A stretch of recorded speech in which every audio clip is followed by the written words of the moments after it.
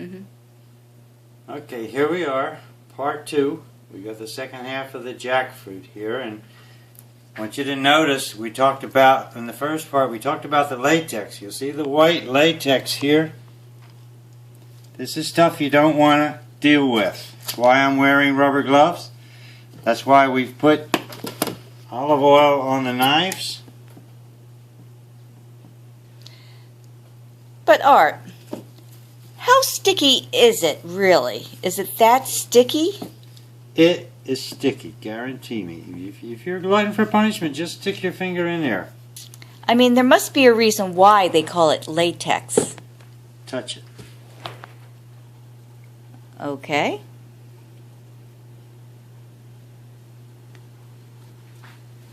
Now what? What do you think of it? It looks like a little cream. Rub 2 fingers together. Okay, it seems pliable. Okay, fine. Wipe it off. Oh my gosh, it's sticking to the paper. And the paper. And now it feels like glue. I understand now. All right, now the only way you can get that off is you take a little bit of Dawn.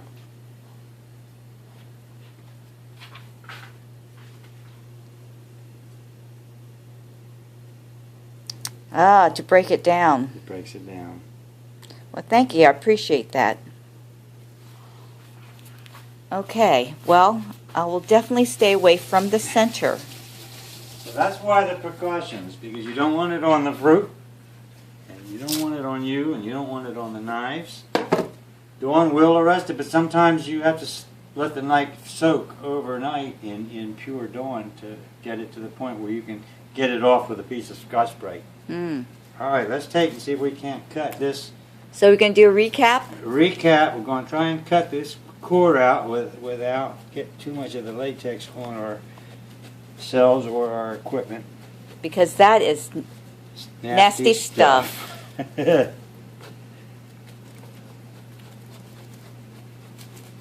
Fortunately, I've had pretty good luck in getting these cores out. Now, why are you cutting the center? Can you tell me what the time frame is from the time it's ripe until the time it doesn't keep well. It spoils very rapidly, even on the tree. You need to check it when you think it's starting to get it right. There's latex. This doesn't come out so bad there, you see. That's not liquid. That's amazing. When it's on the tree, it's hard. You can't press it. I showed you that, I think we showed you, here's the split. A split, they may split, but it does not split through the husk into the fruit. So you're all right if it splits. I did take, when it split, I took it off the tree to take the weight of it because this thing weighed about 20 pounds. Just laid it on the wall out in the sun till it got to the point it was soft. When it's soft, you can see it. You can push on it a little bit.